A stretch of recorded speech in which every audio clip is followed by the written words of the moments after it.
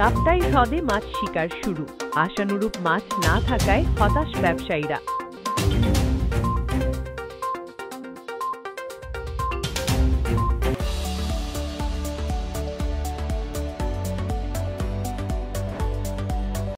তিন মাসের নিষেধাজ্ঞা শেষে শনিবার রাত 12:01 থেকে কাপ্তাই হ্রদে মাছ আহরণ শুরু হয়েছে। বিষয়টি নিশ্চিত করেছেন রাঙামাটি বিএফটিসি ম্যানেজার কমান্ডার মোহাম্মদ ফয়েজ আল করিম। হ্রদে চাপিলা, কাচকি মাছের সংখ্যাই বেশি, তবে আকার ছোট।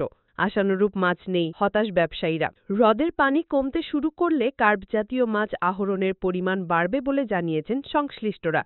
ইতিমধ্যে কাপ্তাই হ্রদের আহরিত মাছগুলো বরফ দিয়ে সংরক্ষণের মাধ্যমে দেশের বিভিন্ন প্রান্তে যেতে শুরু করেছে। রাঙামাটি মৎস্য ব্যবসায়ী সমবায় সমিতির সভাপতি উদয়ন বড়ুয়া বলেন, এবার বন্ধের শুরু থেকে পর্যাপ্ত বৃষ্টির ফলে কাপ্তাই হ্রদে যথেষ্ট পানি থাকায় মাছ প্রথম থেকেই প্রজনন এবং বড় হওয়ার সুযোগ পেয়েছে। তাই আশা করছি শুরুর দিকে এবার পর্যাপ্ত মাছ পাওয়া না গেলেও কয়েকদিন পর থেকে পর্যাপ্ত ছোট বড় মাছ পাওয়া যাবে বলে আশা করছি।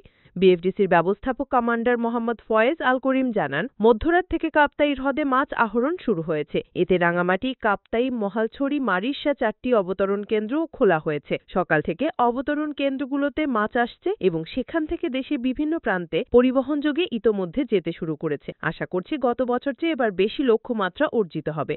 বিএফটিসি সূত্র আরও বলছে, কাপ্তাই হ্রদে কার্প জাতীয় মাছের প্রাকৃতিক প্রজনন, অবমুক্ত করা পোনা মাছের সুষ্ঠু বৃদ্ধির জন্য গত 1 মে থেকে 2 আগস্ট পর্যন্ত কাপ্তাই হ্রদে 3 মাস মাছ শিকার বন্ধ রাখা হয়। এই সময় হ্রদে প্রায় 60 মেট্রিক টন কার্প জাতীয় মাছের পোনা অবমুক্ত করা হয়। কাপ্তাই হ্রদে মাছ শিকার করে জীবিকা নির্বাহ করে প্রায় 26,000 জেলে।